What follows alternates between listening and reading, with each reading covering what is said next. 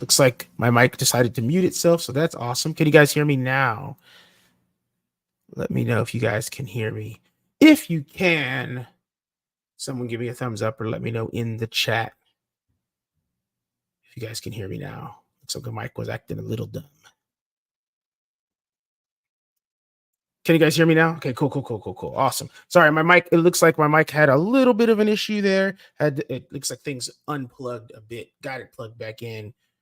We are doing good now. Welcome in, David. Good to see you guys. Thanks. This is my wife, y'all. The queen is in the building. Thanks for the heads up and letting me know. Awesome stuff. As I was saying before, apparently, without my mic working all the way, you guys know who I am. If you don't know who I am, you're about to find out. I am Jay, aka the Moderate Texan, as it says there. Underneath my name, right there, you can see that it has my Twitter handle there. That is the at moderate_Texan. Go ahead and follow me there. If you're not following me already, don't really post that much because I'm not on social media that much, but you can hit me up in all the under Texans Twitter. You can DM me if you like, follow me there. It's fine. I'm always looking for conversation, and that's what we do here. We try and bring you right back to the middle by bringing you the facts. We bring you the film. We bring you all the information. Have a good old fashioned time, and we have a lot of fun. So go ahead, feel free to message me there. You can also see Exo's information down below. That is, I believe he is at that guy JJ_. feel free to message that, and that's in the description. You can also see that this also is a podcast, so it will be posted on where all podcasts go. Feel free to like, comment, and subscribe. Let me know what you guys want me to cover, since you guys couldn't hear me before. Let me know what you guys want me to cover. Film is film. It's a lot to go through. It's pretty dense, but if you guys let me know what you want me to look for, if you want me to look for certain players, certain play types, certain coverages, certain runs, certain anything, let me know. I'll focus on that, and we can get that information out. We're here to have conversation, and I'm here to give you my opinion a little bit, but at the end of the day, let's have conversation. Let's get down to the truth. As always, I like to ask what you guys want me to pray for. If there's anything you need me to pray for you for, go ahead and put that in the chat, in the comments. You can email it if you want it to be more private. Put it in the DM. If you just need somebody to talk to for anything, feel free. I'm right here for anybody. All right. With that, you guys can see down below the order of operations here. If you haven't been on the channel before, you guys know that I like to do something called a quick side note. This is where I kind of take a little bit of time, just talk about something else outside of sports or football or anything in general. I think Indy does play a good amount of cover 3. I think that's they run it the most in the league, but we'll talk about that a little bit later. Quick side note here. So one of the things I wanted to really talk about is it is the new year. We have crossed over from the year of 2023 into the year of 2024. 2023 was a really good year for me. It held a lot of blessings. I got a new job, new opportunities, a whole bunch of new stuff happened. And because of that, it became a little stressful in life. What does that mean? Does that mean that I'm crazy? Does that mean that my mental health went down? No, it doesn't. What it means is that I get to tell y'all, feel free in any situation. If you guys feel overwhelmed in anything, go get the help. Shut down if you need to. Go just relax, brain dump, do whatever. Whatever you need to do to get yourself right, go do it. Because I would rather have you seclude yourself and get yourself right for a day and a half and not hear from you than never hear from you again. Or hear that you've done something that's irreversible. Not saying that I've ever struggled with anything like depression or anything like that, but I will say for those who are going through stressful times, because 2024 is a new year, sometimes new years mean new stressors you weren't ready for, and it starts to get you off a little crazy. Feel free to take that break, y'all. That's the quick side note for today. Y'all know what time it is. It is time to do what we do best, and that is jump into the film. Now, today we're going to be dealing with 3 games worth of film. I have about 14 to 15 plays that we're going to be looking at. So let's take a look here. Let's get up in here and let's share this. All right. First game, like I said, you guys can see in the video, it is week 15 through 17. Obviously, we know what happened. The Titans decided they wanted to try and disrespect us and wear Houston Oilers jerseys, paint the field like they're the Oilers, go crazy, act stupid. You know what happened. We saw the game, but we're going to take a look at some plays here and kind of show things that the Texans can do better, or that they did really well. What's up, Joey? Hey, it's the guys from Texans 22. I don't know who's running the account. It might be Leo. It might be VT, but it doesn't matter who it is. Go check these guys out. They put fire content out. I believe they put it out every Tuesday, every Sunday before the game and after the game. Feel free. In this case, I'd probably be Saturday before the game and Saturday after the game. Feel free to follow them, like, comment, subscribe for them as well. They do awesome work. They kill it out there. And also feel free to go watch Leo's videos that he's got on that channel. They do a lot of, they've put out a really good series on the defense and what's going on there, as well as how to build a really good offense. Go watch that stuff. Really intriguing information, especially if you want to learn football. I want to learn what the Texans are trying to do and what we can do to get better. All right, let's jump into this play. Let's see what's going on, because I've forgotten because I haven't slept very well, but we're going to see what this play is. All right. Off the jump, I see what's going on here. How you doing, Arthur? Good to see you, man. So let's go back. Let's watch this again from the wide view. All right, from the jump, what we're seeing here, it's like cover two man, something like that, but it turns into an inverted cover two. The wide receivers take the safety spots and the safeties jump down, and they have the underneath coverage there. You guys can kind of see that here if you want to kind of see what I mean by that. Let's look at it here so you guys can take a look. So you guys see that both Steven Nelson and Derek Stingley, they take over while Jalen Pitre and Jimmy Ward stay underneath. So that inverts, right? Normally the safeties would be the deep coverage, but in this time, the corners take that deep coverage and the safeties come down. So we've got that inverted cover two happening here. We've got over the top coverage here. I think this is Treylon Burks. I think it's hard to read the number for me right now, but I think this is Treylon Burks. We can see that Treylon Burks gets open, and the reason being Stingley passes off. Similar to what Nelson does. You see Nelson passes off, and then we have Pitre who goes and takes this receiver here. So he takes him and stops him where he's at. Good play by Pitre. And then he follows him. But what Ward does is kind of gets rooted there like a tree. And you guys can kind of see it. I'll pause it on that spot here. He's kind of just rooted there. You see how Petre's ready to kind of turn, do what he needs to do. He attacks. And then Ward just kind of lets his guy run by him. That's how this catch gets open.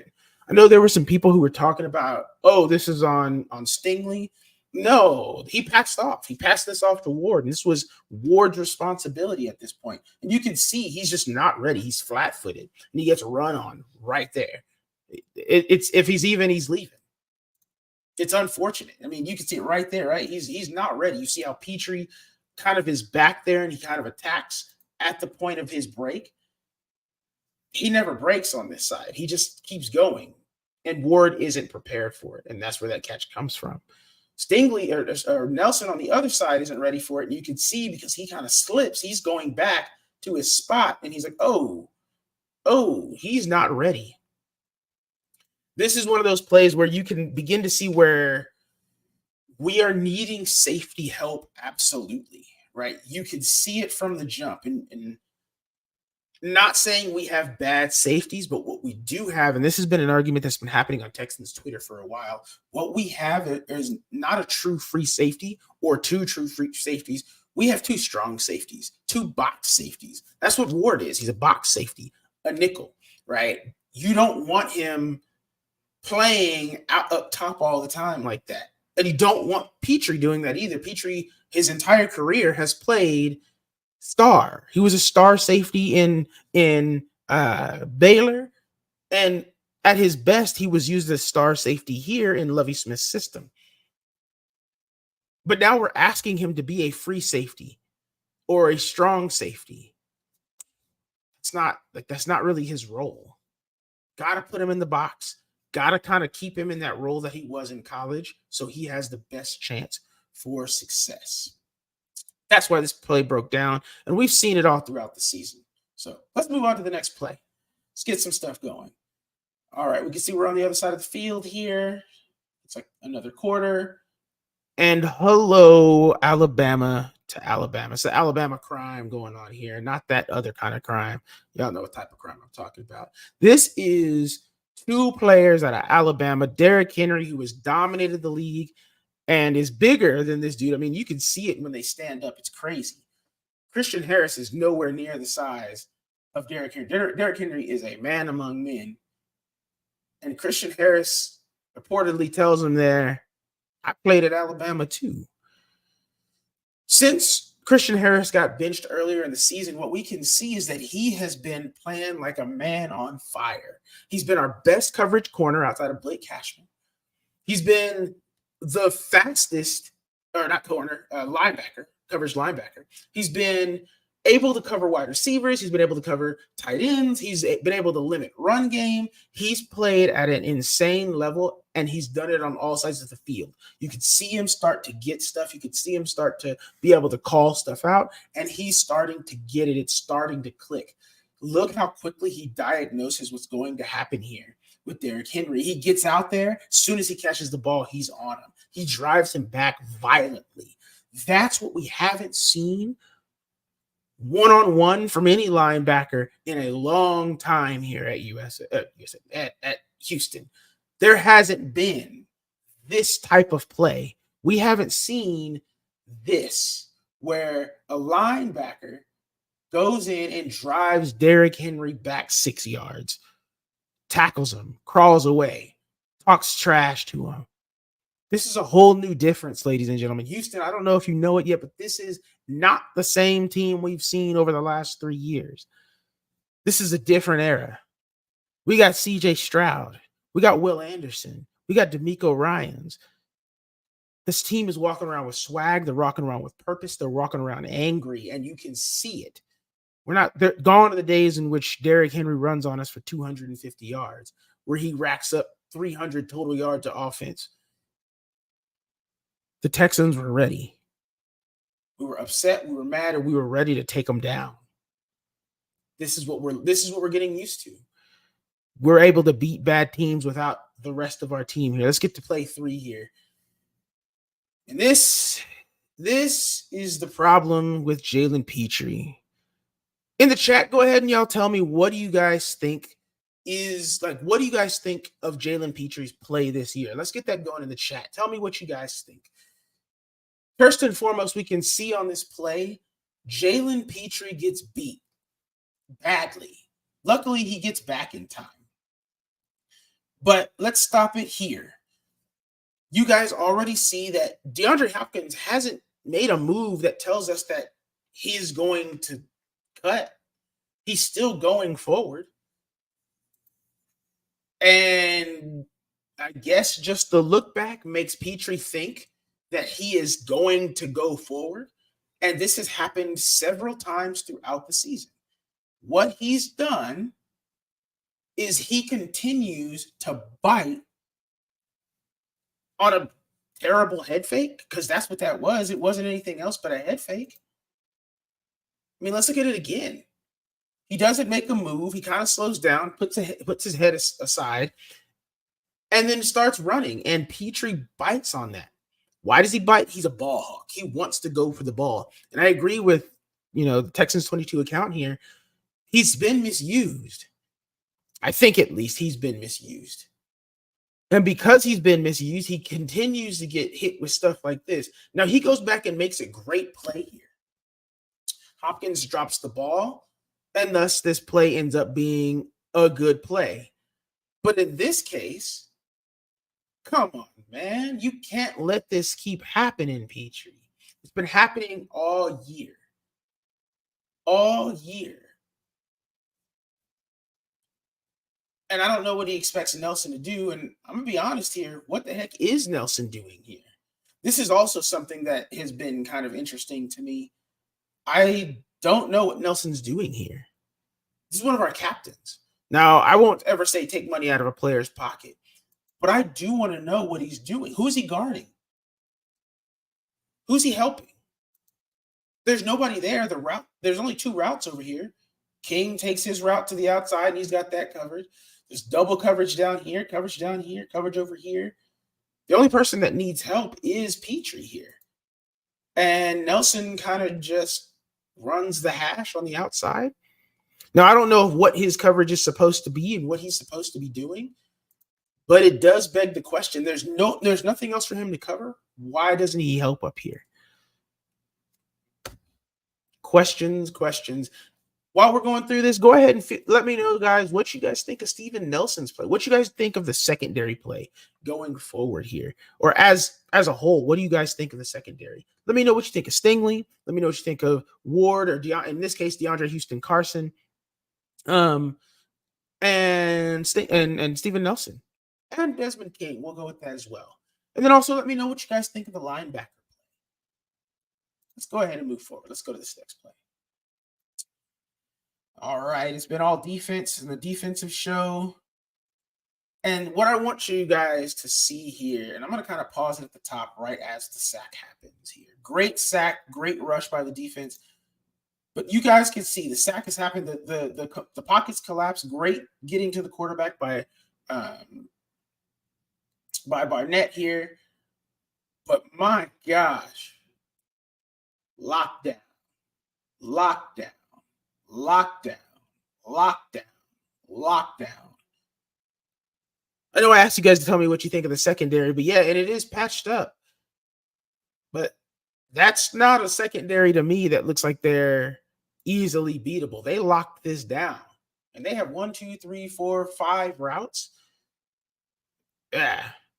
That's crazy. No wonder Will Levis gets sacked here. He gets sacked. Look at the way that the edges just get there. They win completely. Look at how our DTs push in there, right? This is what we've been looking for, and this is what we need. We need DTs who can collapse the middle so the edges can come in and collapse the pocket, forcing the quarterback to not be able to go anywhere but up and through. And that's where our linebackers take them out. Great play here.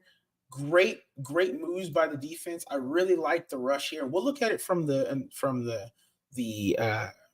let me get to the right thing because we're not quick side. Look at this. Collins and Heinisch push back enough to where really Levis can't step up. And that allows Barnett to continue to power rush through and get that sack. Let's look at that one more time. I think this is Jerry Hughes here. But look, you see how he's already pushed back. He can't step up this way. He can't really step out over here because this is already kind of getting pushed back. Heinisch has occupied this area. The only area he can really go is over here, but the edge is already there. What do you know? He gets taken down. Great play by the defense. Great rush. Really like that. I do think this secondary is patched up right now. But yeah, it's not our best. Now, I'm not going to lie to you. This play is going to make me a little upset, and I'm going to show you why. We're going to watch this a couple of times. Yes, this is the first play from scrimmage from the Browns. I need you guys to understand why I'm so upset here. And then we're going to move forward. All right. So we're starting off. I'm going to pause it right here. You can see that across the top, we have pretty much the same coverage. Now, you guys remember that first play that I talked about with Ward? We have that inverted cover 2 where the safeties stay down, they're underneath, and the corners take over the top, right? So they're taking anything that's up here, they're replacing what the safeties do. If anything goes over the top, that's what these corners are supposed to be taking. And anything that comes underneath, these safeties will cut that off. You can see that we're double covering both receivers, not accounting for anybody else because there's only 2 men on the route. So let's go ahead and see what happens here, right? So I'm gonna fast forward it a bit. Let's look at what happens. Petrie, perfect job. Takes care of the underneath here for, I think that's Elijah Moore. Stingley has over the top pretty easily.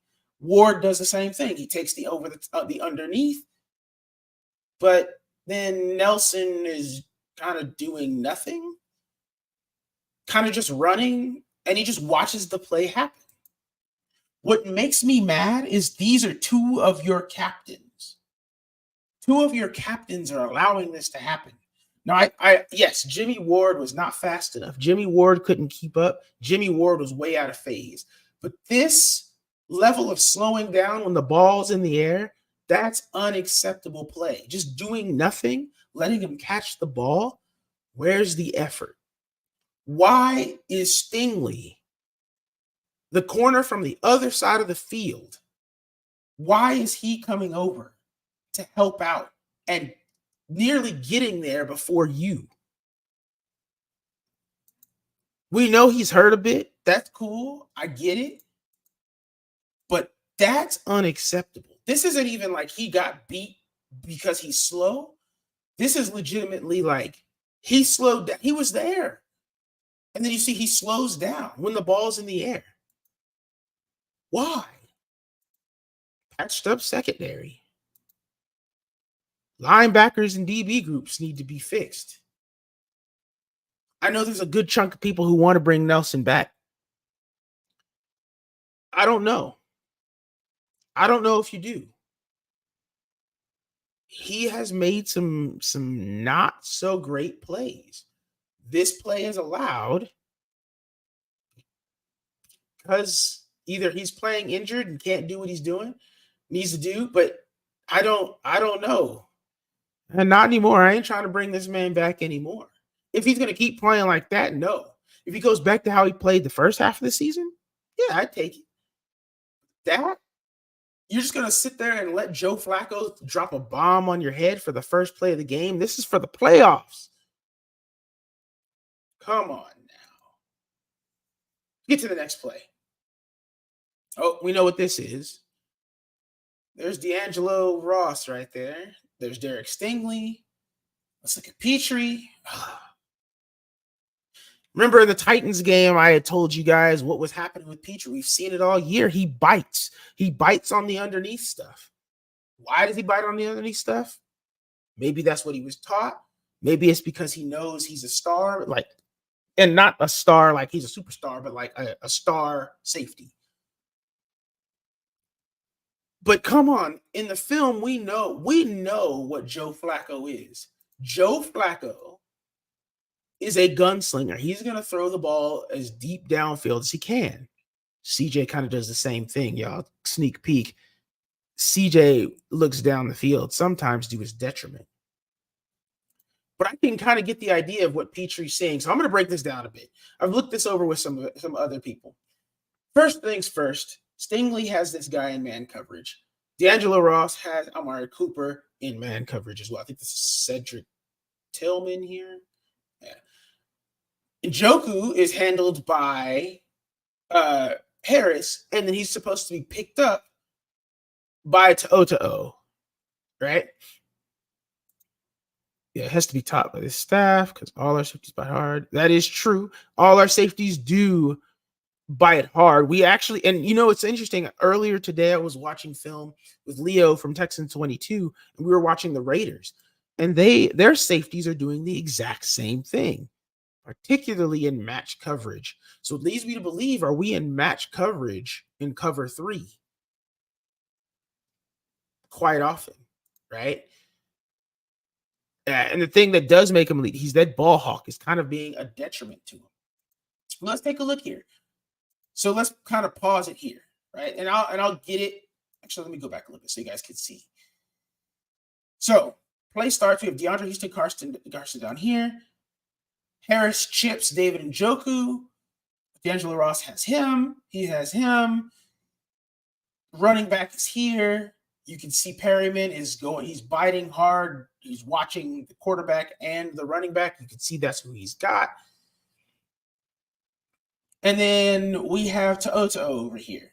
Now, again, remember I told you the linebackers have to pass off. Look, Petrie's backing up. I'll kind of show it. Pause it here. He's backed up. He backed up from here. He was here earlier, and he's backed up. We saw Harris call out that Njoku has gone behind him. But To'o, and you'll see this from the next view, To'o has bit hard. And it was at this moment he knew he screwed up. Because now David Njoku is running free with literally nothing around him. He's got 20 yards of just green grass and space where nobody can get to him. Now, a normal quarterback, and this is where I think Petrie is in his head, he's thinking too much. And he's wanting to make the play too hard. A normal quarterback throws this ball right here. It's a first down and possibly 15 to 20 yards more because he's wide open. But Petrie reads it and makes a break on it.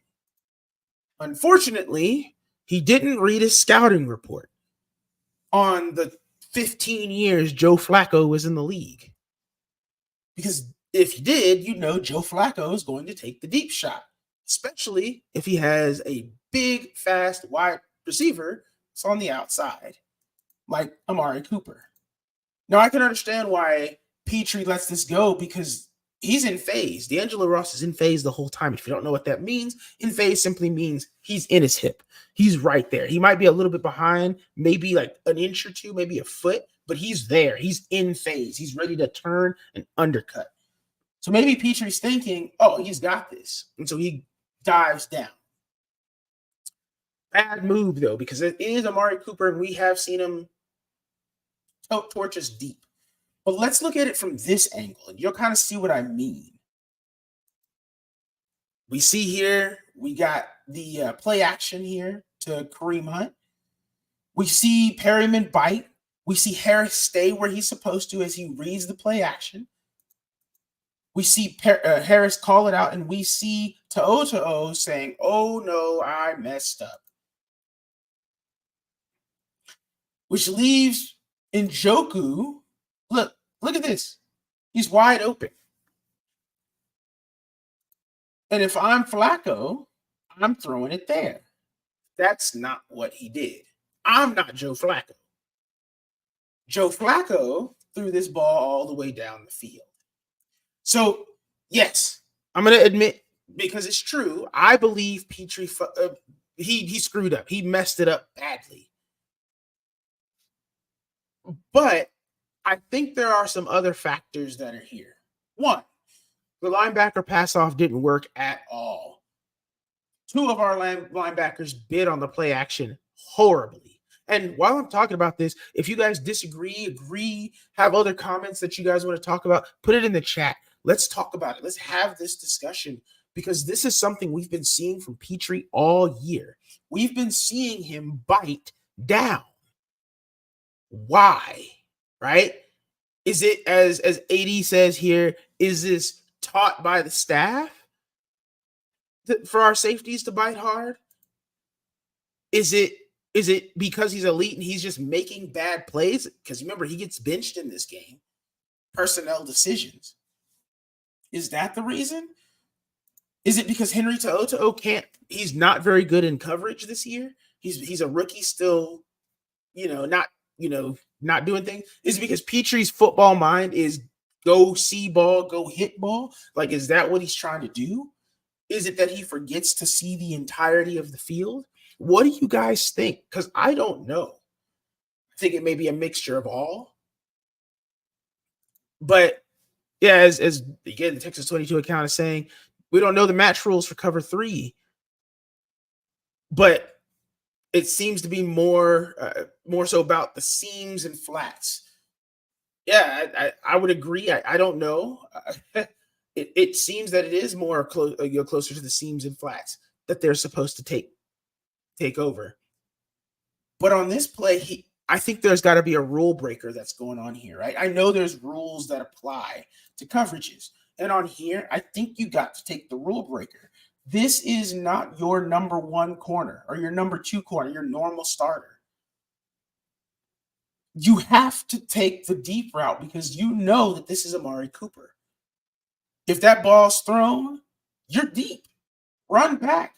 Take that route away. Make Joe Flacco throw that ball to Njoku, and you can go and try and tackle him from a higher position. That's what Petrie, that's got to be the rule break. Oh, no, I see that this is broken. And yes, I agree. He's trying to make up for things he sees wrong. I don't know who's running the account, if it's VT or Leo or both. It could be both of y'all. But I don't know. It does look like he's trying to make up for things that are wrong because this is wrong. You can't let David Njoku have this much space. That's terrible. Every single one of us in Madden, and I'm going to call cap on you if you say the opposite. If this was in Madden, you're throwing it to David Njoku because this dude's covered. This dude's covered. And your running back is still back here. You're throwing that to the wide open David Njoku. Cap if you say otherwise. 99% of us are doing that. But Joe Flacco said, I got Amari Cooper. I'm throwing it to him.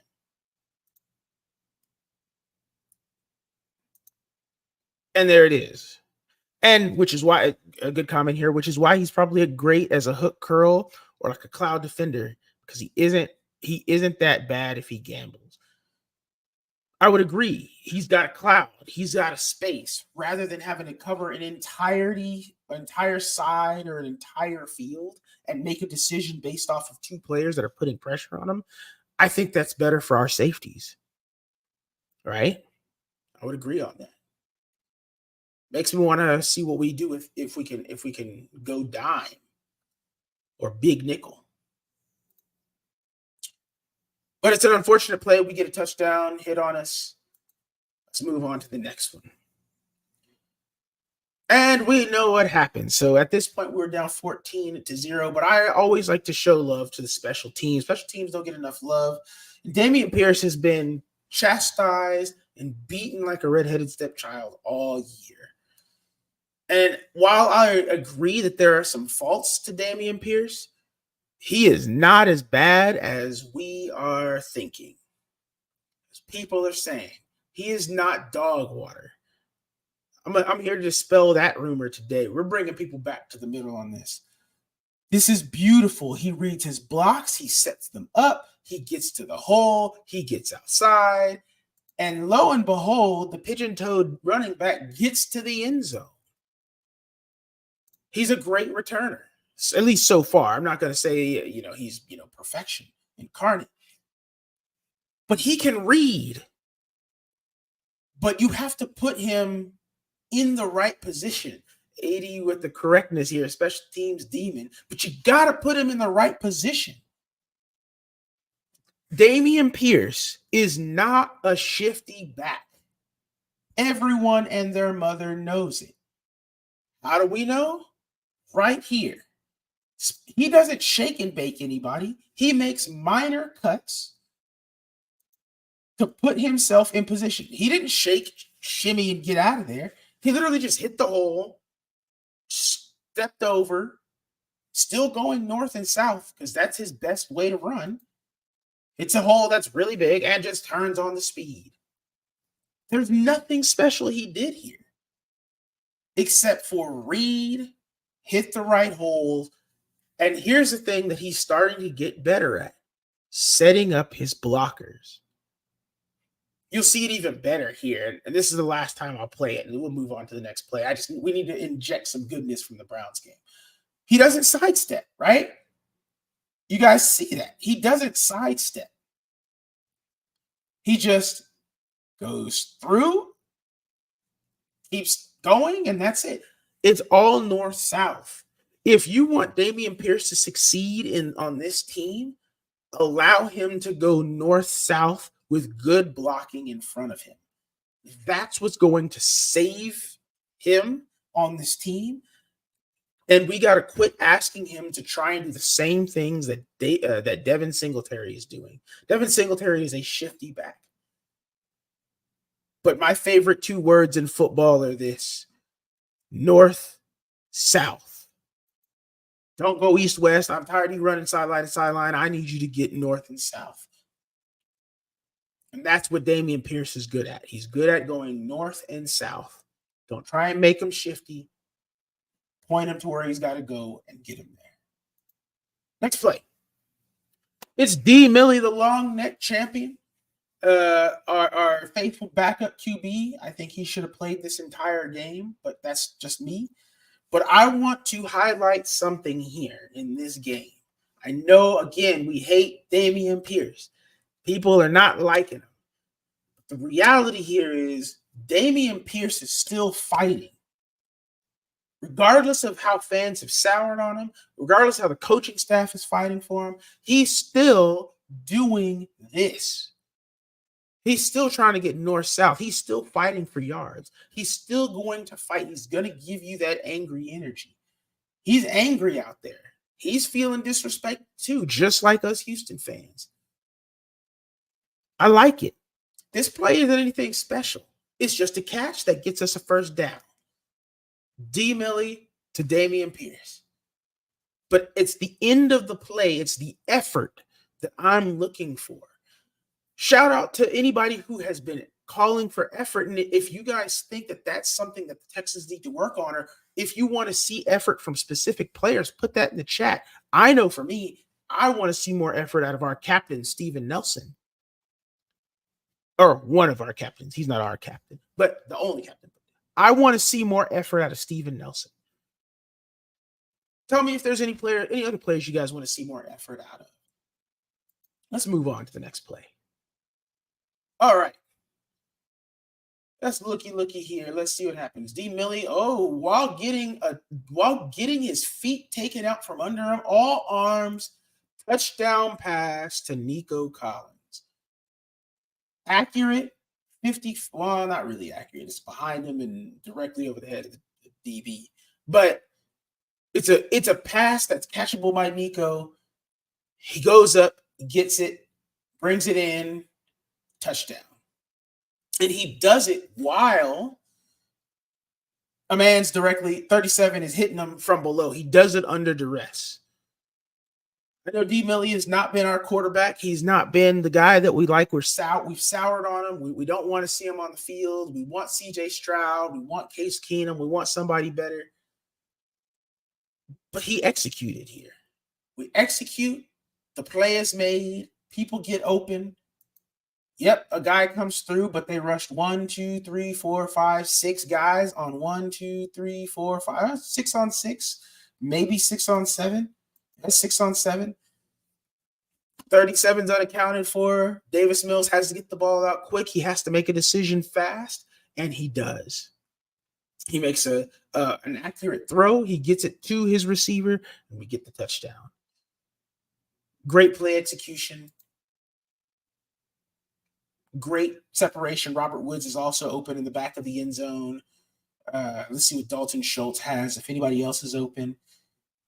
Noah Brown is open on the other side. Yeah, Robert Woods is open there. Great play.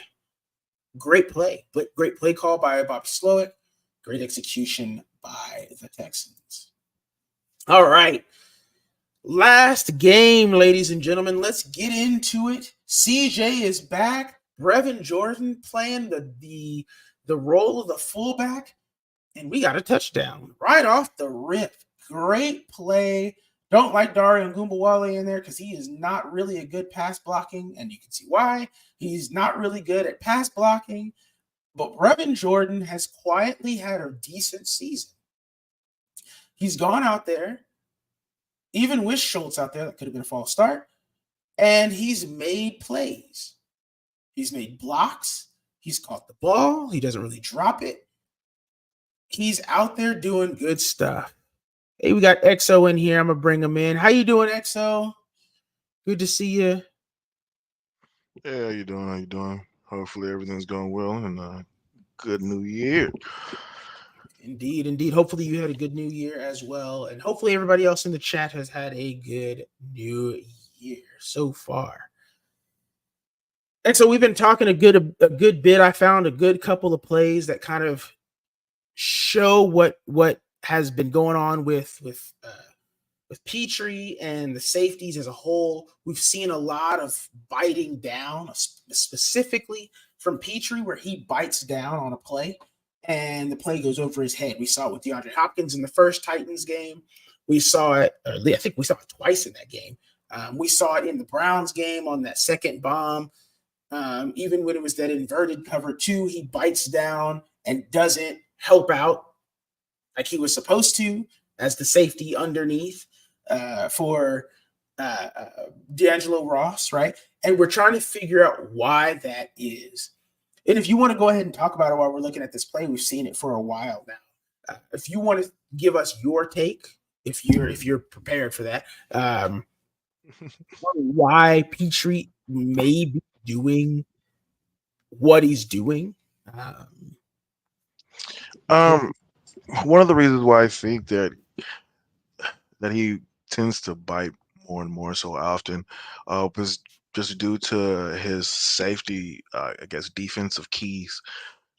Either keying on a tight end, keying on how a running back slips out, keying on how the right side of the line passes, or is he keying on quarterback eyes? Is he keying on receiver concepts?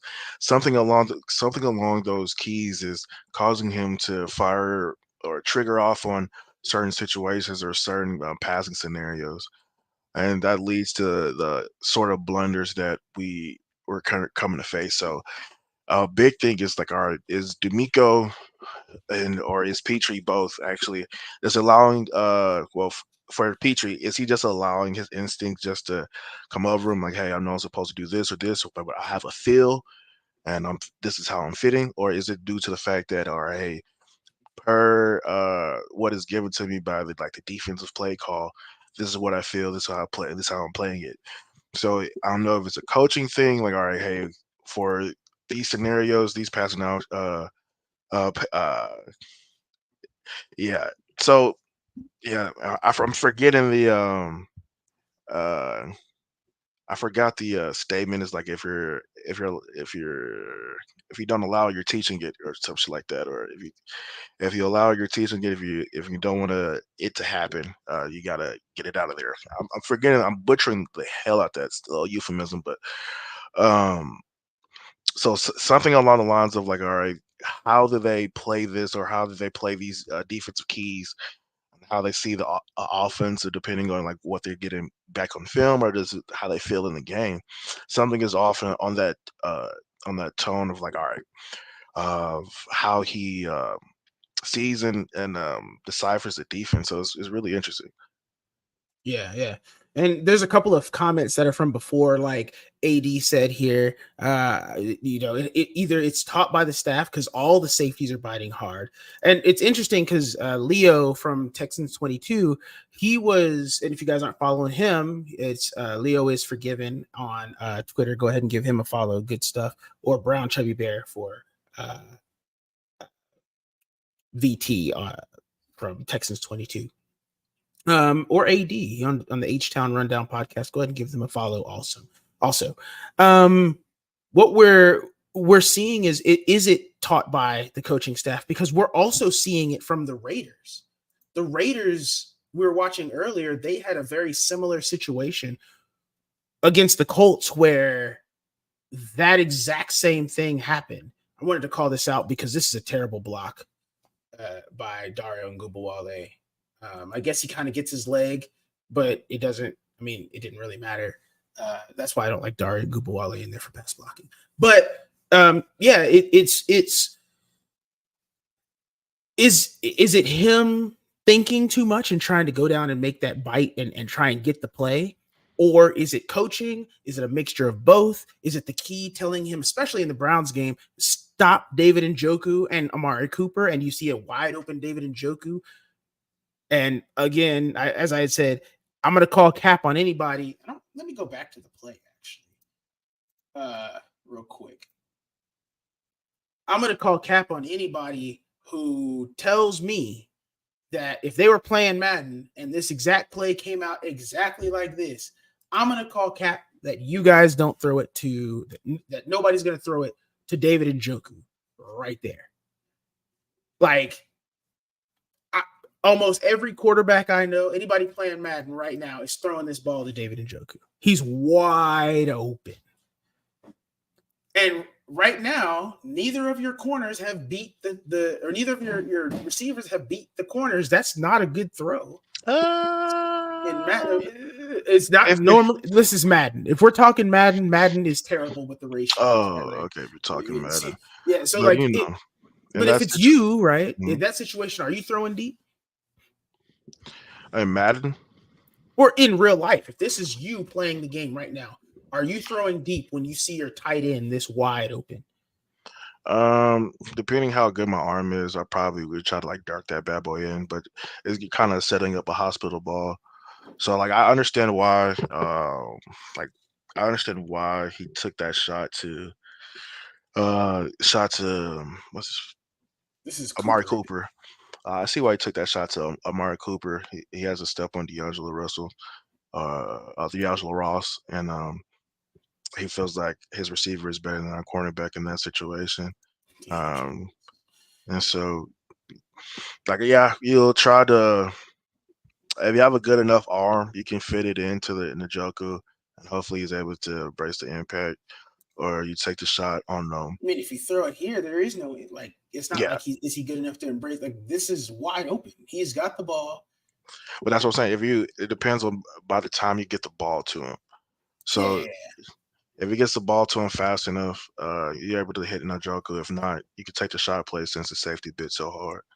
Oh Yeah. well, not safety. Well, he didn't bid. He went to. That was where he was supposed to go. Like it's interesting how you can play this as a safety because yes, you can provide safety help with Njoku on the outside. But you But know how also Dominican. Toto messes up badly. Yeah, there's no underneath help to for Njoku, so it puts Petrie in a bind to account for a player in the open, and so And Toto is supposed to pass off. He's the pass off man. yeah, that's his responsibility on this like the boot play. Um, so, but it just puts Petrie in a bad situation because he has to decide or which one is a higher priority, taking this crosser route with Njoku or providing safety help over top. So it just interesting in that situation because like yeah, you could say Petrie made the right decision on basically covering over that crosser route because that's what she technically he's supposed to do is the most dangerous receiver at that moment. But as what's his name, the quarterback, Joe Flacco. Flacco. As Joe Flacco said after the game, he's like Amari Cooper was telling him all game, like, "Hey, just trust me, throw the ball up, and I'm gonna be down there, I'm gonna catch it." So this is about like this is a little bit ways into the game. So this is one of those situations where he just had that rapport with Amari, and he's like, "Fuck it, he's down there, throw the ball." Yep. And we didn't really key on it, right? Like we didn't continue to stop that. But let's move on. Let's get off of that. Let's look at what we're seeing here. We've got play action, and hey, another Crazy, touchdown. crazy max protection too. I wonder how long this was. Uh, I mean, the whole play one, is like 30 two, seconds. 3, 4. That was three and a We half got filming seconds. less, like 3.5 seconds. 3.5 seconds to get the ball off while getting max protection on only sitting 4. yeah, on 7, right? Like 1, 2, 3, No, 4. it's just 6, but it's still max protection. They kept that tight end in on the right side. Yeah, 6. So the 6, and then we have this wide receiver over here. He So I don't know doesn't if he block. runs it. He doesn't block. It was just the fact that they still had 6 blocking 4, and we were still able to turn that play into that. That shit's insane. Yeah, it's crazy. But here's the other bit. I'm wondering if Levis gets hurt off of this. So it was actually before that. On the sack, Hughes actually steps on his foot while tackling too. And I believe from the slow mo on the TV copy. Yep. Yeah, perfect timing. Perfect timing. So picture getting hit and your foot stuck on the ground while you're getting hit. Yeah, that's gonna hurt, and that was what took him out of the game. Took him out the game, man. Took him out And the we get the game. shimmy. But things we want to highlight here. I know we're talking about the only 4 rush, and they get there in 3.5 seconds. But this is Stingley on Hop right here. Oh, we saw the blitz on that too. Oh, And look, Clarence McGee. it's just clamps. Nobody's open. They tried to run a pick route. Look at this. A little bit of cushion on on that first break, but he was able to recover. And that's what we know about Derek Stingley. Like he has some pretty good pretty high level makeup speed. So Fortuitous of him. So they did end up and sitting 5 instead of 4. I didn't see Cashman come in late. If this is the same play. yeah, it's the same play. Yeah. Yeah, I didn't see so 5 versus 6. And Still they just lost. they put a tight. So was that a tight end or was that a tackle they put in? What's up, Jerry? Good to see you, man. Good to You're see you. talking Good to about see you, where? man. On the outside. So I'm trying to realize did they put is it a tight end? Yeah, that's a tackle. They put 3 tackles out there. And the outside tackle could not block 35-year-old Jerry Hughes or 36-year-old Jerry Hughes. Yep. Yep. The rush. I know the Titans have padded our stats over the last 3 weeks. We got 13 sacks on them in 3 weeks, and we've had 14 sacks over the last 3 weeks, which is the most in the NFL. So 13 came from one team. I know they're helping to pad our stats, but you're starting to see, even in the Browns game, you are starting to see the line start to be able to make it to the quarterback. They're starting to get there. The pressures, all the stuff that we're seeing at the beginning of the season, it's starting to click. It's clicking at the right time. I appreciate the Tier Tart taking on two and still securing the run fit on Derrick Henry on short week's notice. But the crazy thing is, if you go to the why we let it play out, the coverage they rotated into, they gave it like a slow cover 2, cover 3 look, or cover 2 shell look, and then rotated out Peachy in there, and Shout out to Kareem Kareem Jackson. Like this is a sneaky little play. Shout out to Kareem Jackson because he recognizes D-Hop is going to have the pick route, and he covers it. Look at a beautiful safety play. Petrie kind of cheats this a little bit. Play it out. Let me see where he landmarks go. Good landmark. Good landmarks. You see what happens when people follow the system? They do everything. I mean, he helps take that underneath to help with Harris there, just in case that throws there. He's there as well. I mean, it is what it is. Good to see you, Jerry, though. It's good to have you come through, man. We got to talk some more. Good to see you, Jerry. Good to see you. All right. We've seen enough of this play. We had a good chunk of fun here. Let's move on. Now, this is where I'm going to be a little bit critical. And I hope you guys can handle it and who's that on the ground? Too critical of me. So I'm gonna keep it in the wide view for a bit. Because I'm a big fan of CJ Stroud. I think he's a top 5 quarterback, but I think he's a rookie. Still, I mean, I know he's a rookie actually. And one of the things that rookies have problems with, especially rookies who are extremely talented and like to push the ball downfield, is sometimes they miss the easy stuff underneath. And on the ground here, that is Scruggs, unfortunately. I think he got tripped up on. Okay, but right here we can see that CJ is looking down, and we'll see it from the tight view here in a little bit. But Robert Woods is coming across on the line. Crosser 10.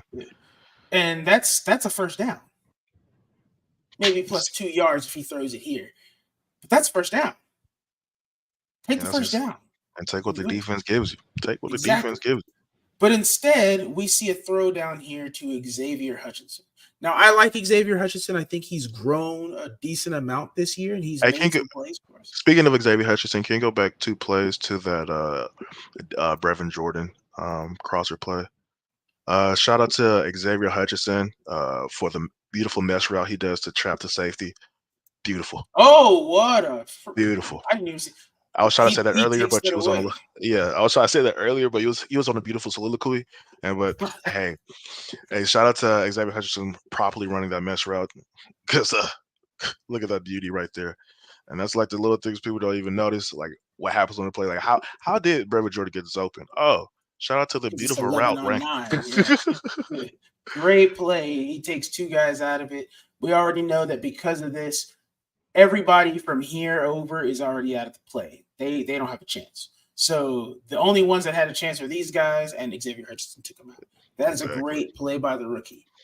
He might not be filling up the stat sheet, but he's making plays there. But the real reason I wanted to highlight this play is because we haven't hit our final form yet. We're still traveling dynamic. Like we haven't even seen Super Saiyan yet. We're out here in the first arc with Raditz in Dragon Ball Z, if y'all If y'all follow the Dragon Ball Z. We're still trying to fight Vegeta before we go back to Planet Namek. Like, this is where we are right now. Look at this. This is open. This has been open for half the field. The field's what, 55 yards wide? 55.6. It's 3.2, depending on where you're playing at, but you know. Yeah, look at this. Like, nah, we ain't even in the Cell Saga. We haven't reached that level yet. This is Frieza Saga Gohan. We hadn't even reached his final form yet. You miss what the defense gave you. Miss what the defense gave you, trying to take it deep, man. Because if he was Cell Saga Gohan, this is it. He's crushing it. He's taking this, and we're taking it to the house possibly, because I'm gonna back it up, and I'm gonna show pause. I'm gonna show you this from a better angle right here. Look at this stem from Robert Woods. Look, he's already got 2 yard separation. Go 2 more clicks. Stop. At that point in time, CJ can square up his body to make that throw. And that's a touchdown. That's likely a touchdown. 101 with 24. Because he's got to get here first, because Zero ain't getting there in time. Again, it was Zero's not correct. Zero's not getting there, and Xavier Hutchinson is going to make that block. He's a willing blocker, and he's going to make that block. So he's just going to be 1-on-1 with 24 in open field. And he's the only one that's getting there. I know you guys are going to say 21. 21's already beat. He's out of this play. He's trailing the whole time. He's trailing the whole time. This is a touchdown. At the very least, it's a first down, and we are first and goal. These are the mistakes. And I don't want you guys to think I'm saying CJ's garbage here, right? I don't want y'all to think that at all. What I'm saying, and this is nitpicky, what I'm saying is that CJ has moments where he misses the easy stuff that would keep the offense on the field. It's been happening all year, right? And these are things that we can fix. These are minor things, and he's getting better at it. He's making better decisions, and he made a lot of good decisions in this game. But he has to be better at recognizing this, because this is open. This is a good play. This is a play that's got to get made. Because this, instead of being 3 points, could have been 7. Let's move on. I think I got one more play after this. Let's see here what's going on. Hey, can you tell me what that number is? Who is that player? Number is it? What number is he? Let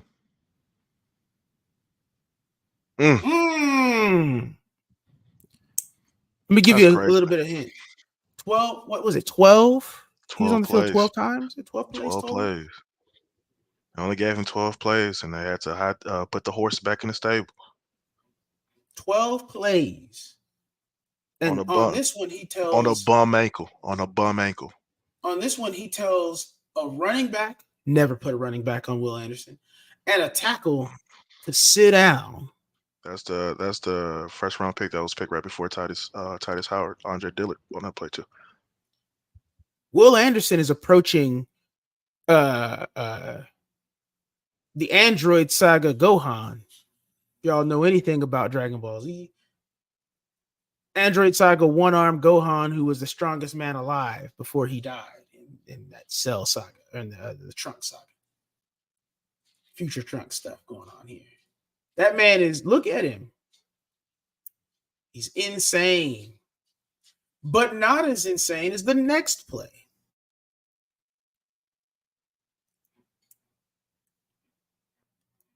Come on now. Shout out to the coverage group. That's 2 sides of the defensive ball working hand in hand together. The pass rush and the defensive backfield. That's a beautiful sight to see, fellas. And this is what you're looking for your defense. Look at this. Harris kind of gets beat there, but he doesn't have time because you got a dude in the face. Our pass rush is there. This is beautiful stuff. 2 more sacks. Breaks the rookie record for the Texans. Owns that outright. Oh, and just a quick fact here. He's already better than Myles Garrett's rookie year. Just throw that out. Damn, Harris did get blessed on that play. But that's just crazy production, but that is crazy. I'm glad it's coming along. He's learning really, really how to finish. Earlier in the year, there was moments where it was like, all right, can he put it all together? Can he put all the pieces together? He's able to. He has the power. Sometimes this play, you're able to see the speed. Can he get the hands together? Can he get the footwork together? Can he put all the pieces together for the whole puzzle together? Well, put the whole puzzle together to show us a product that's worthy and deservedly so of that much compensation, like that much to be picked that high in the draft. He's showing, all right, if this is just the back end of his rookie year as he's starting to figure things out, this is his pass pressure style. This is his pass rush style. We already know that he's stout in the defensive run game. And so if he's able to put this total package together, refine his body, like the sky's the limit. Like this guy can be one of those guys that, hey, he's going to be a perennial pass rusher, perennial edge rusher, edge defender, like a rusher, edge defender in the league for years to come. And I really wanted to highlight this play because, yes, it's the second sack of 2, but the big thing to me is this. Look at the move he put. Andre Dillard's hand right now has shot out, and it's supposed to hit this shoulder over here. It's supposed to get to this shoulder. He's already shot his hands out. Will Anderson is appearing to try and like bull rush him. And then he just makes a move. Makes him hit the wrong shoulder and leaves Andre Dillard in the dust. He's putting it together, just like you said, XO. And it's looking good. It's looking real good.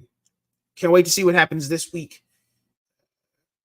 Because I think the first time we played them, the Colts, we weren't ready. We weren't fully ready. All right. That's the last play, but there's one other thing that I wanted to do. I have one other play that I wanted to kind of look at. So let me pull that up real quick, actually. Close this out. Open this up. Open this up. We're going to look at this play real quick. So we're kind of done with the film review. If you guys have anything that you guys wanted to look at in particular or wanted us to talk about, go ahead and put those comments in the chat here. Let us know if you want to bring up a play, a certain time in the game. We could try to pinpoint that bad boy. Let us know. Exactly. Leo coming out with the comment saying a weak side edge with this much discipline in the run game and the physical makeup of a speed rusher is really rare. You're absolutely right. This isn't normal, right? You don't normally see people this fast. You don't normally see edge rushers as strong and as fast as him. Von Miller is probably one of the few, right? We're seeing it from Myles Garrett. Nick Bosa's kind of got that same speed. There's some other Justin Houston got some of that speed. Just this in like his prime. In his prime is like we were just talking about pass rushers that or edge defenders that have that same body type or that same archetype of like that 6'4", 260, 60 range. That's a lot of pause. That's a lot of man right there. So it just have the ability to have that much power to be that much of a run defender. He doesn't get moved around by tackles like that. He garners 2 defenders on pass rushes. Like you have to account for him, got to chip him. So to have this much authority and priority made by offensive coordinators, like it's rare to see. Like this is going to be a guy. Once he really puts all this shit together, hopefully I'm gonna knock on some wood. Hopefully we have a JJ Watt type jump where he go from fucking 7, 9 sacks all the way up to fucking double digits. So 20 sacks in a year. So it's gonna be fucking beautiful. Yeah. Agreed. All right, let's look at this. I wanted to kind of review this with you because this play was a broken play, and it's kind of it's right before that other play that we saw. Actually, it's right after that other play that we saw where we had broken down Derek Thomas. I guess, yeah. Um, but I wanted to kind of play craft this out with you. I talked this over with AD a bit earlier, but I'm gonna play it real quick for you, EXO, and let you kind of see what you see. And for everybody in the chat, see what you guys can see and see if there's anything you would do differently about this play to make it better. And Okay, I'll running run it back a couple again. times. Yeah.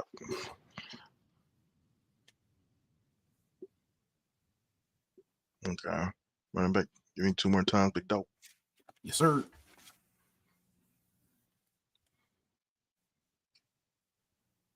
Okay. All right. I get the concept of the play, which is a tight end do. Max protection. Interesting. All right, so we're running this. We're running this double post concept. Well, not even a double post concept. Michi is running like oh, I know what's the I'm just He's gonna call it running. It looks like a he's S running route, a S route crosser. He has to get underneath the nickelback and then over top the linebacker, but underneath the safety to split the responsibility. So you can see how he tries to stem up and get as soon as he gets behind the linebacker, he's able to break out. On the outside, you're able to see Nico Collins run a nice, 14-yard post, but that's just given by the space since since the coverage is that lax. And so since we have this too high look with a max protection, you're taking a receiver out that could have been like a hot route. So what Dalton Schultz would have been doing in that situation if he wasn't needed there to block was he would have ran a certain type of curl route or a certain type of out route and that avoided space right there that CJ escapes to. You have the running back on the outside escaping out the left side of the field just to provide a safety valve, a safety relief towards the labor side of the field or the heavily labor side of the field just to probably help with numbers. So just since we it's a situation where since we have max protection, we took a receiver out. So it's really only 3 people running a route with a safety valve hot route coming out. And these are some long developing routes. So you have these long developing as routes into a 2 safety high look and a condensed coverage look. So if you don't have somebody to eat up yards to get open fast enough, so the only possible person that could probably do that is Michi. But with uh with the look that they got with the 2 safety high, or not even the two high, it you have a good linebackers and DBs that played it with enough depth, so they was able to cut off a lot of routes. So it's not even sometimes it is a safety, but also is the fact that you have linebackers that got to the proper depth to cut off some of the route concepts or just elongate the timing of it. Shout out to Aziz Al Shir for disrupting the route just enough uh, to throw off the timing a bit. Robert Woods on the outside ran probably like a comeback of some sorts just to provide enough room to pin down that corner. Yeah. And so uh, it's a good play call by the defense, and it was just an interesting situation here where you really just got 3 long guys developing routes, all at medium to deep lengths. Nothing is below 10 yards. Yeah, nothing's below 10 yards, and so it's interesting with the yeah. mass protection look. Yeah. So in the playcraft section that we're going to have here, the thing that I really kind of wanted to do is see what we could do to try and make this play better. I would like to kind of just try and make one change, right? If we can. Can we make one change to make this better? I think we can. I don't think we mess with Nico's route. I don't think we mess with Woods' route. I don't think we really mess with this over here. The thing I think we mess with, and please correct me if I'm wrong here, if you think there's a better route. I think we need to change what Mechie's doing. Uh, I think Okay. this is good because it clears out here, and I think this is good because it helps clear these guys out over here.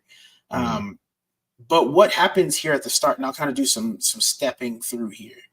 The first thing I see is you got this guy who is possibly going to be covering your inside, or he could step out here.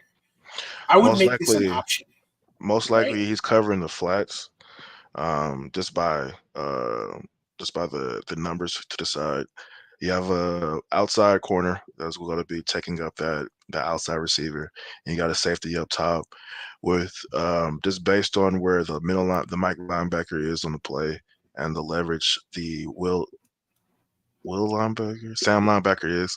Um, you can if they do two safety high look, this one's probably pretty much guarding the flats on the outside.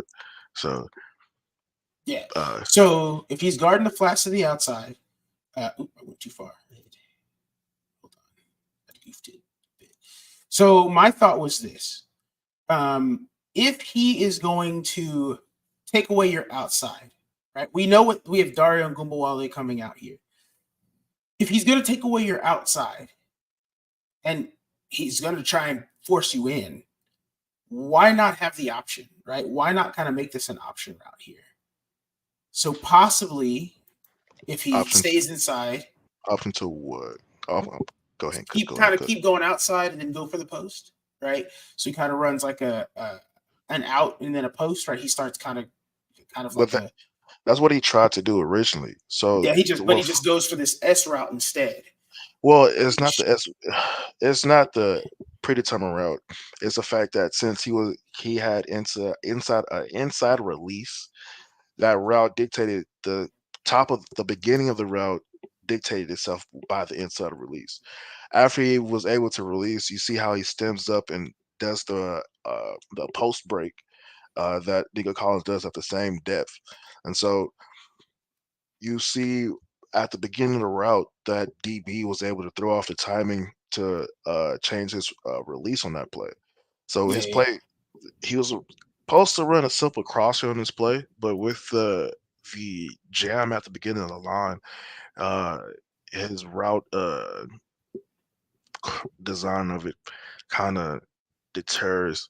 What the best course of action, what he probably learns now is, all right, if I get thrown inside like this and I still have a crosshair, he's able to he has to decide, all right, am I really gonna try to cross over the top on the backside of the linebacker at this point since he already sees me, or do I try to beat him inside and try to see if the linebacker's really gonna pull me, come with me on the to the other side of the field. So like if he run the play, at a point in time he has to decide, all right, do I fit on the backside of this linebacker or do I cross his face? And so at a point in time, if he just decides, all right, if I'm pushed this far inside, fuck it, just run that, turn that crosser into like a elongated slant, uh, give it an angle so you hit the voided spot, and not really chase that outside linebacker, but chase or try to get to that linebacker with the numbers. You're smart enough to know like, all right, replace the open space and just watch out for the safety coming up top. yeah. Um, Which is being this guy. He's the only one that you really have to worry about because these two guys are occupied by him. So this is why I would say an option, right? If he's getting jammed like this or he's getting pushed like this off the line, and he knows he's gotta get this leverage so he can get up and over, right? Because CJ's we'll see it from the tight view, but CJ looks his way, notices he's not open, and that's when he pulls the run. Like he didn't look at anybody else. He knows this is his route that he's trying to go to. yeah, and so the And way that he it's ran it, he couldn't do anything. So as soon as he pulled it, so at a point in time, so you see how he crosses. Uh, Aziz Al Shahir was able to open up his body uh, to make sure he picks up this route. If Michi understands, like, all right, the illusion of this crosser is going to be beat, and I have a linebacker that understands he has to carry me to the other side of the field. At that point, just make it a foot race, and so pause it. Uh, so as soon like right before he stems up a little bit more, right there, He could give a double move to fake stem up and continue on the crosser, coming across the 20 as a max depth of the 22 to the 23. He can stem up there, and that's the place he can be, because that's the place where Robert Woods, whenever he runs his crosshair at times, he's able to understand those those concepts of like, all right, I got to run in the voided space. Oh shit, the linebacker already pieced me, so I got to create another move to get open. Yeah, So yeah, it just takes with him. I think it's just more PT time he has, but I don't know how much. I don't know how much time he really gets yeah. to run plays with everybody. The other side is going to be what I was thinking. So you have this option, right? If you know this guy's trying to push you inside, kind of stem up. That's kind of what I was saying. Stem up here, maybe go right here, and then go for like stem like you're going up to force him to come inside, and then now you make it a foot race to the right here ish, and get that ball and just go as fast as you can to get to the at least try and get to the first down or make it a simpler option to try and go for fourth down there. But the other thing is if he's trying to push there, possibly stay outside and then come back in, force him to either follow you, right, and occupy this safety, so something can So it's happen a there. so the problem is on the jam.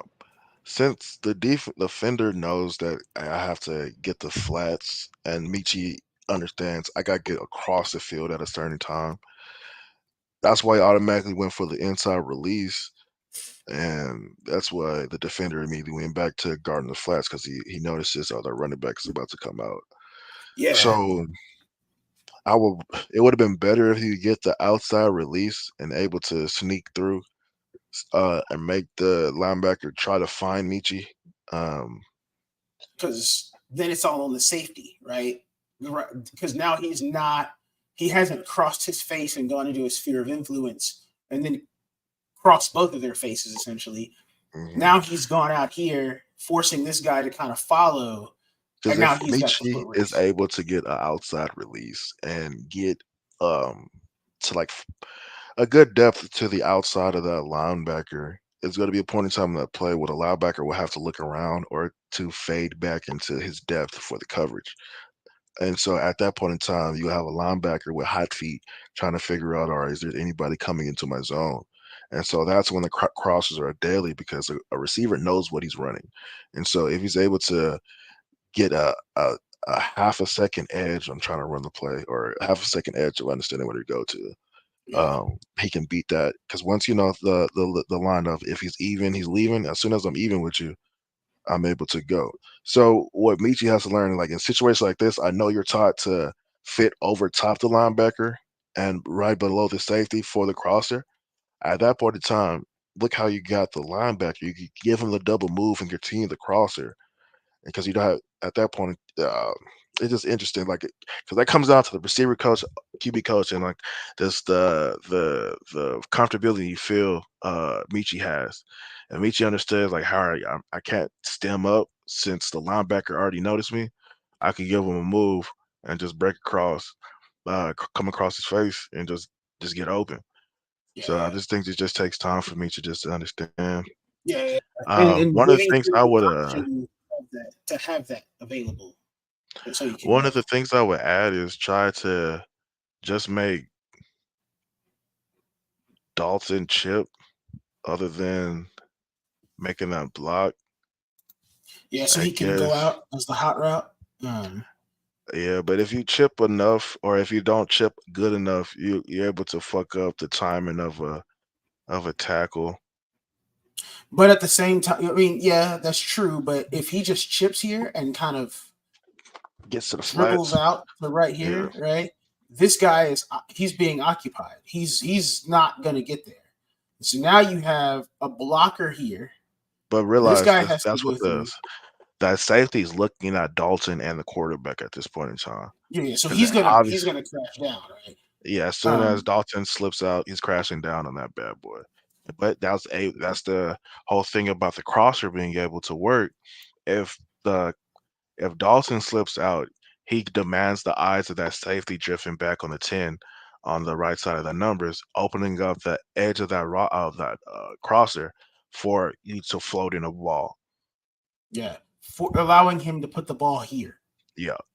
without any hesitation. But Mhm. because he doesn't leak out, he's now got a triangle of people here, and you can't throw this ball unless Mechie blew by these dudes and was in the end zone. But he wasn't.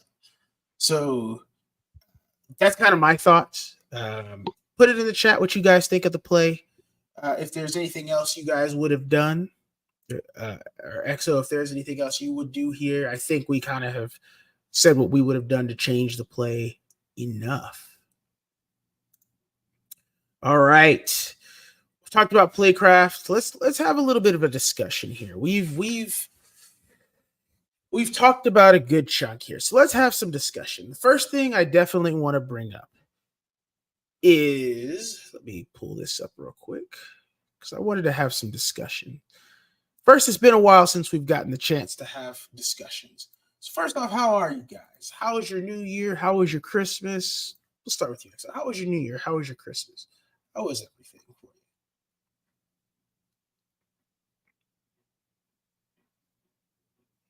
Oh, you there? Oh, hey, how you doing? My bad. I'm all right. Got a new got new things opening up on my end. Uh, New journeys. I'm taking steps in and career wise. So just trying to figure everything's out. Haven't been really available there because closing out one thing or one company and I'm going into a different one. This is interesting, man. It's interesting. Tiring too, man. Tiring. Same for me. It's not the easiest thing to do. But enough about life. Let's talk about playoffs. We're talking about playoffs? Playoffs. Exactly. The playoffs. So Saturday, we know if we're in or not. Winning, we're in. Losing, we're out. The playoffs are on the horizon. Is it possible? Put your comments in the chat about that. Do you guys think we have a shot at the playoffs? I think we do. I think we have a shot not just to get into the playoffs, but to make some hay in the playoffs. This team is starting to get healthy. We're starting to get right. We've got some good pieces. Derek Barnett, Tyler Tart, Will Anderson's coming back. John Grenard's probably going to be back if we make it into the playoffs. Tunsil probably will be. Tunsil's back this week. We're probably going to have Noah Brown back. We're probably going to have the full slate minus Tank back this week. So if we're going to have that full slate back, what do you guys think? Who would you like to play in the playoffs in the first round? Who do you think we have a home game already, the 7 seed? Like, what do you think is going to happen? What do you think, XL? Um, I think this is going to be an interesting game. I'm not. Let me choose my word wisely. I feel like we have the full ability to win this game, but I'm also aware of the fact that the Colts find out over the last weeks figured out ways to win games, and it's at a point like, all right, I don't know what type of year they're having. We all know that Gardner Minshew is a guy, not really a guy, but he's a serviceable enough quarterback that's competent enough to not really destroy or like implode in games. So they trust him enough throughout the whole year to get him through the year and in enough time for AR to get back. So they are competencies that I'm worried about, and the defensive backfield in this game that can make this game ugly if certain players in the defensive backfield are not ready to play, or if they are ready to play, if they don't play with enough cohesion that things can go awry really quickly. Um, but with our running game and with our defensive pass game, like it's not bad, but the when the bad plays are the bad plays, it's crazy. Like we should not be leading the league in big plays allowed. So that we lead the league in over plays over 40 yards in the air allowed and plays over 20 yards. Like that shit is fucking insane. Yeah, And yeah. so for a defensive minded head coach, I know this has to be infuriating. Or if you're a defensive minded head coach, like something has to give. But if it's that many big plays, to me, that just means like that is just mental errors at that point in time. Like somebody messed up mentally, or somebody made the wrong decision, or triggered on the wrong thing, or didn't trigger on the right thing, didn't pass off the correct thing. Somebody somewhere, some level of the defensive coverage field, like they didn't do the correct thing, and a crazy play, a big play happened. So with a game like this, where a lot of things on the line, is going to come down to a lot of players playing with the correct IQ, carrying out the correct scheme. And with this scheme, it's scary with D'Amico. Like, all right, he puts a lot of trust in players, like a lot of trust in players. So at one point in time, like, all right, if we do go one safety high look, or we do playing cover three, we are playing cover one, we are motion rotating into a cover six look, or whatever fucking look we're trying to do, whatever exotic looks, in which I do have my personal gripes with D'Amico Ryans about these fucking exotic play calls he be doing sometimes, knowing good and goddamn well what type of DBs we have. But that's another conversation we can have another day. Off But season. that's an all-season conversation. But the way that these players have to play this week, uh, uh, a lot of motherfuckers got to earn their paycheck. I'm glad the addition of Kareem Jackson, the plays that we saw in the Tennessee games, a limited amount of plays. I think he got like 20 plays in or some sort like that. The players that I did see him in, it looked like how you would look at a competent safety back there. We'll see when he gets tested more, because I don't want to mark my words. Let me go ahead and knock on some wood, because Uh, I don't know what people will be able to see in the film in the Tennessee game, but I think they can be able to see enough. And it's a couple of shot plays they were able to connect on, and a couple other plays that either got called back by flags, or just mental blunders by Tennessee, or we just Mhm. made a crazy play. But there was definitely plays where, hey, if you had a good enough quarterback, he's hitting for 50, he's hitting for 40, he's hitting for a 25-yard gainer. So hopefully we have smart enough DBs, praying that we have smart enough DBs that Saturday at 7 o'clock in Indianapolis that can lock up Michael Pittman and Alec Pierce. And then we have a good enough box to contain Zach Moss and um, Jonathan uh, Taylor. Jonathan Taylor. Yeah, Um, yeah. And Jonathan Taylor's a starter now. He's taking the most. He's taking okay. most of the snaps. But I will say this: I agree with you on your point of the mental mistakes. There have been a lot of them. We've seen them, right? Not only mental mistakes, but we've seen just lack of effort, right? Like just lack of effort, particularly from Steven Nelson and certain other players. But Steven Nelson, I'm calling you out, man. Like I have seen enough lack of effort from you that I need you to be better as a captain. You might be injured, but my man, I gotta see effort. If you're in the game, I need to see maximum effort from you, regardless of injury or not. Like I gotta And see it. and that's one of the players that is concerning me. Um, Like that man is hurt. I don't know if he was in the chat when I dropped that picture. Not dropped that picture when we got the results of the injured players coming in the injury report, and the fact that he has a thumb, a hip, a foot injury. Like my man's coming in there on the hospital gurney every game, and like no wonder he's been getting cooked sometimes, because bro, he's walking there taped up. Taped up, bandaged up, and ready out there to play.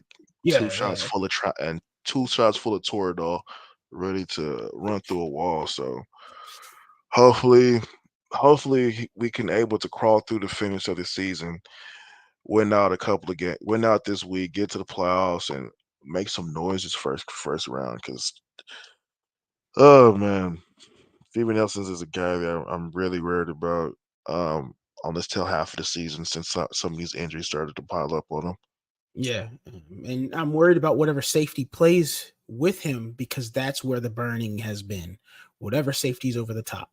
Um, but the mental mistakes have been big, and it kind of jumps back into those injuries as well that I think are helping to cause some of those mental mistakes because our back end has really been fluid, and so is our defense as a whole. It's just been so fluid, and really so is the entire team. I think NFL said that we've put our 17th player on IR, most in the league, I believe. The only team that has anywhere close is the Browns. Um, Sheesh. so it's like we are super injured. And those injuries, yes, it's crazy. Some of those players are not even like the best of players, but when your predicted starting left guard is out, when your starting right tackle is out, when your one of your centers that you had is out, when you have your best your 1A or 1B wide receiver out, right? That's like you're missing so many pieces that like one of your captains is on IR. Your Jimmy Ward, you give us 4 games essentially. Sheldon, not Sheldon, I'm not. Hassan Don't Ridgeway. give that man 4 games. Give that man 2. A I mean, man who went out first. King of going out first drive. it's insane. King of going out Tavir first Thomas, drive with a C on his chest. King of going out first drive with a C on his chest. We like got 3 box safeties, and 2 of them got fucking captains. Bro, give me not even a goddamn story. it's crazy. The injuries have messed us over. But also, I need us to have consistency in the run game. One of the things that's been good against the Titans was the run game, and then we kind of abandoned it versus the Browns, and we just didn't use it at all really versus the Jets. Um, I need us to be consistent. I need us to say if we're going to run the ball, we're going to run it consistently. We're going to use the play action. It's been working with Devin Singletary in this offense. Use it. Make it work. Don't abandon it when you're up by 4. Run the ball. Keep taking time off the clock. But also, I need us to stop making the mental mistakes of trying to not only push the ball downfield when it's kind of covered and it's not the best, but take what the defense is giving you. We've seen this all year. We make mistakes that it's our mistakes. It's not the other team that beat us. Most of these games, it's not the other team that beat us. They didn't beat us. We messed up and lost the game. That Jags game, they didn't beat us. They weren't the better team. We were dumb. Jalen Petrie lets a Christian Kirk run in front of his face and doesn't help with coverage with Tavir Thomas trailing 5 yards behind him. Like, these are mental mistakes at the end of a half. You can't do that. Like, these are mental mistakes that we got to fix. Well, predictions. EXO, what are you predicting? What are you predicting for this game? I'm predicting we got 2 teams vying for a playoff berth, a playoff spot. Um, 2 teams that really weren't destined to be there or kind of to be there at the beginning of the season. You got 2 teams fighting for respect to the league, and so I feel like we're going to get a pre-playoff atmosphere type of game on either side of the ball. End of the season, got a lot of players trying to cash in on contract incentives, so we got to have a lot of players hopefully play out their mind or trying to play better. Hopefully, we are calm enough and wise enough to play. Um, hopefully, I'm thinking if we're able to, okay, if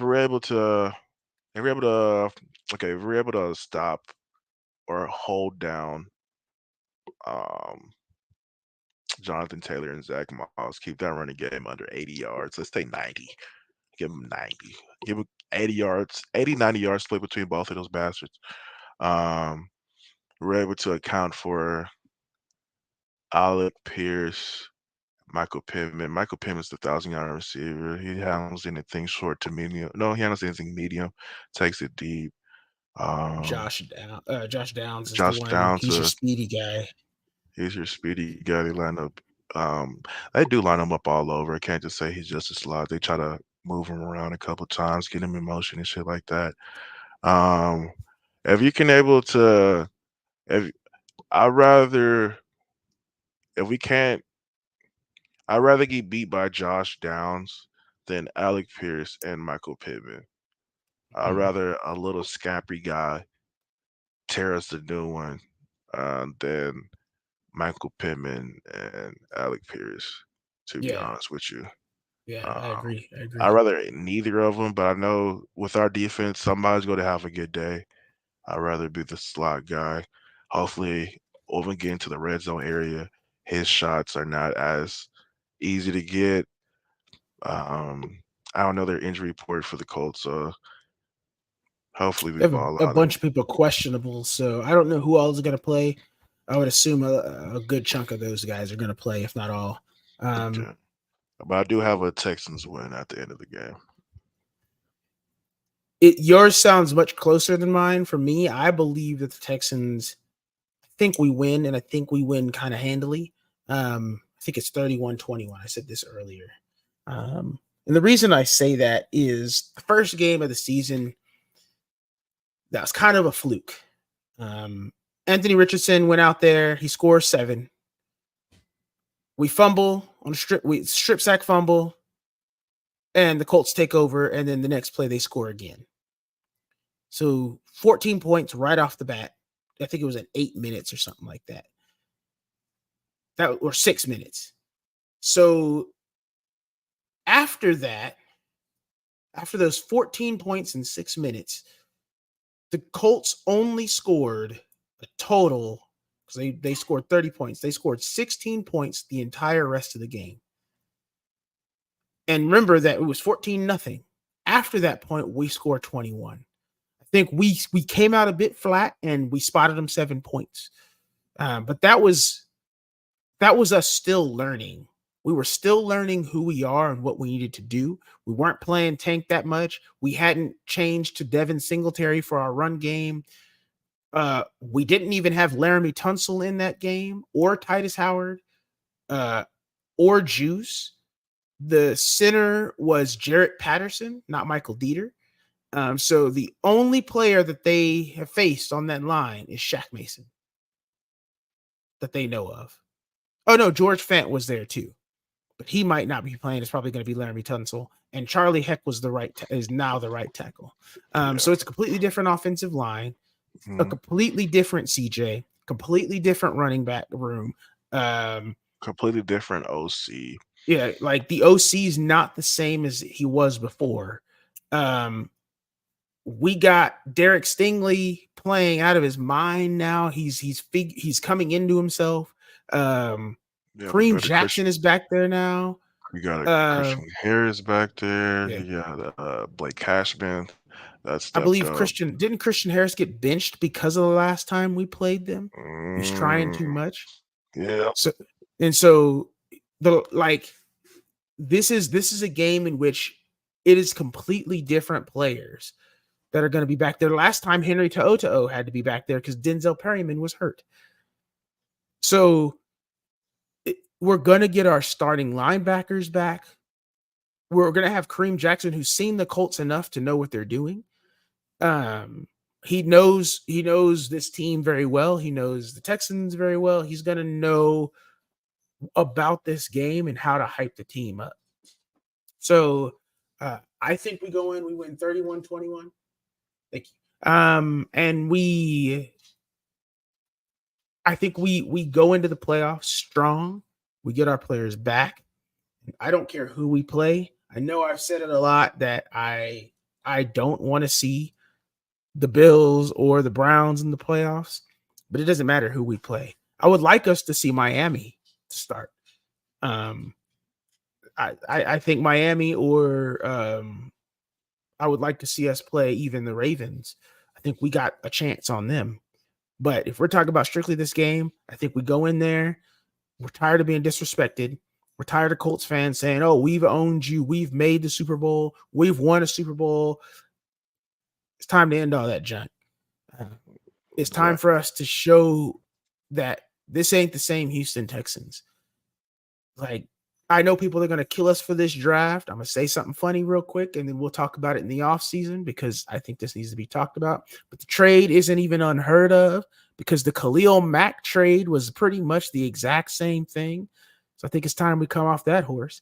Also, I know we talk about that trade being bad, but we only talk about it being bad because we think we paid too much, not because Will Anderson isn't playing well. Like, he's playing well, so let it go. We paid a bunch for him. He's playing well. It's worth it because we're winning, and winning cures all. So let's let it be. All right. Let's talk about questions. If you guys have any questions, any thoughts, anything you want us to really talk about, put that junk in the chat. We'll talk about it. If you guys don't want to put it in the chat, or you guys are in later, put it in the comments so that we can read it later. We can get that information and we could talk about it in the next video. We could talk about it with you in the comment section, or we can just talk about it on Twitter or Discord if you got that. You see our information down below. You can also email us at themoderatetexan@gmail.com, as you can see in the description below. If you guys don't have any questions, I don't see anything in the chat. Let me know if you do, Exo. I think you should be able to see that.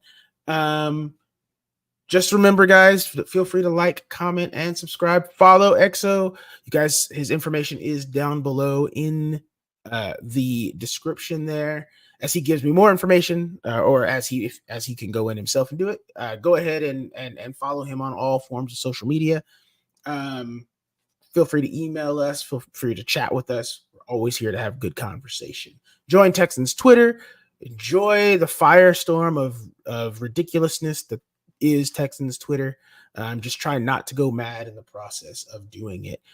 As always, this is a podcast, not just on YouTube. You can find this on Spotify, Spotify, Google, Apple, any other place that podcasts are out there, because you could just get the information for it. You can get that code for it and use it that way. If there's nothing else, because I don't see any questions or anything else in there, I want to thank everybody for coming in. The wife, Kelly Williams, as you guys can see, she's up there. David, Joey, Texans 22. Thank you guys for coming in there. AD, Leo, Jerry, all you guys. It's super appreciative of you guys coming through and commenting and just having conversation with us. As you guys know, we like to go through the darkness, look into it, find just a little bit of light, and bring everything right back to the middle. We thank you for coming back to the middle with us. I am Jay, aka the Moderate Texan. That Exo. Go ahead. What you saying, man? Yeah, man. Y'all stay safe. Happy New Year, and let this be a prosperous one, fellas and ladies. You guys take it easy. Have a good one. H is up.